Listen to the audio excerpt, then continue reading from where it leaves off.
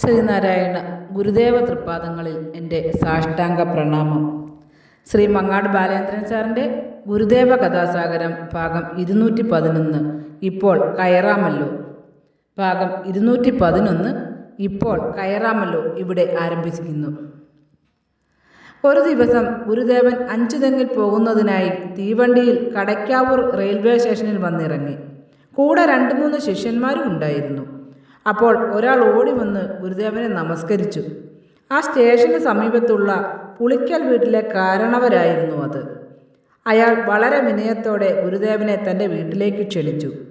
ഗുരുദേവനെ അഞ്ചുതെങ്ങിലേക്ക് കൊണ്ടുപോകുന്നതിനുള്ള car അപ്പോൾ അവിടെ വന്ന് കാത്തു കിടക്കുകയായിരുന്നു. എങ്കിലും ഗുരുദേവൻ അവിടെ വന്ന് ക്ഷണിച്ചയാൾക്കൊപ്പം അയാളുടെ പുളിക്കൽ വീട്ടിലേക്ക് പോയി. ആ വീടിൻ്റെ ഉമ്മറത്തേക്ക് കയറുന്നതിനുള്ള തിണ്ണയ്ക്ക് വലിയ ഉയരമുണ്ടായിരുന്നു. അതിനാൽ കാല് പൊക്കിവെച്ച് കയറാൻ ഗുരുദേവന് ബുദ്ധിമുട്ടുണ്ടായി. അതോടെ ഗുരുദേവൻ തിരിച്ചുപോയി സ്റ്റേഷനിൽ കിടക്കുകയായിരുന്ന കാറിൽ കയറി അഞ്ചുതെങ്ങിലേക്ക് പുറപ്പെട്ടു. അത് കണ്ട് വളരെ സങ്കടത്തിലായ ആ ഗൃഹനാഥൻ അപ്പോൾ തന്നെ തൻ്റെ ഗ്രഹത്തിൻ്റെ ഉയരമുള്ള തിണ്ണ ഇടിച്ചു കളഞ്ഞു. എന്നിട്ട് അവിടെ കല്ലുപാകി പടികളുണ്ടാക്കി. ഇനി എന്തെങ്കിലും ഗുരുദേവൻ തൻ്റെ ഗ്രഹത്തിലേക്ക് വരുമെന്ന് സങ്കല്പിക്കുവാൻ കൂടി അയാൾക്ക് കഴിയുമായിരുന്നില്ല. അതിൻ്റെ അടുത്ത ദിവസം അഞ്ചുതെങ്ങിൽ നിന്നും മടങ്ങി വന്ന ഗുരുദേവൻ കടയ്ക്കാവൂർ റെയിൽവേ സ്റ്റേഷനിലെത്തി. എന്നാൽ സ്റ്റേഷനിലേക്ക് കയറാതെ നേരെ പോയത് പുളിക്കൽ വീട്ടിലേക്കായിരുന്നു.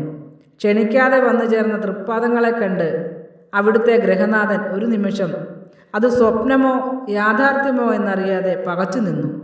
ഇന്നലെ തന്നെ തിണ്ണ പൊളിച്ച് വീട്ടിലേക്ക് കയറാൻ പാകത്തിൽ പടികൾ കെട്ടിയ വിവരം ഗുരുദേവൻ എങ്ങനെ അറിഞ്ഞുവെന്ന് ചിന്തിച്ച് അയാൾ അതിശയപ്പെട്ടു. ഇപ്പോൾ കയറാമല്ലോ എന്ന് പറഞ്ഞുകൊണ്ട് ഗുരുദേവൻ ആ വീടിൻ്റെ ഉമ്മറത്ത് കയറി അല്പനേരം ഇരുന്നു.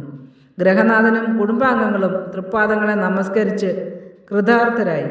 അല്പം കഴിഞ്ഞ് ഇനി നമുക്ക് പോകാമല്ലോ എന്ന് പറഞ്ഞിട്ട് ഗുരുദേവൻ തൊട്ടടുത്തുള്ള സ്റ്റേഷനിലേക്ക് നടന്നു. ശിരസു നമിച്ചു ഞാൻ തൊഴുന്നേൻ പാവന ശിവഗിരി ചൂടിയ പാദങ്ങൾ,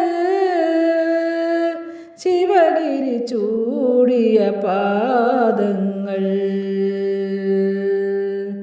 ശ്രുതജനമാനസ പത്മവിഹാര ശ്രീനാരായണ ഗുരുദേവ, ശ്രീനാരായണ ഗുരുദേവ. ശ്രീ മങ്ങാട് ബാലേന്ദ്രൻ സാറിൻ്റെ ഗുരുദേവ കഥാസാഗരം ഭാഗം 211 ഇപ്പോൾ കയറാമല്ലോ ഇവിടെ അവസാനിച്ചിരിക്കുന്നു.